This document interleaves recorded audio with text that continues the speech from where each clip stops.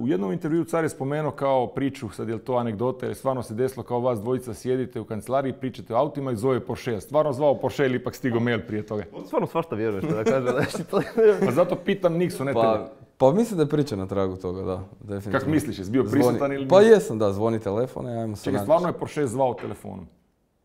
Pa dobro, nije sad zvao Porsche, ali neki ljudi od tamo su zvali, da.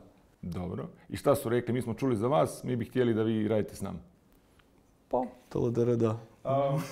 Mislim, htjeli bi razgovarati s vama. Da. Htjeli bi razgovarati s vama i vidjeti imamo neki problem koji želimo riješiti, tu tražimo nekakvu lokaciju i jeste zainteresirani da popričamo o tome.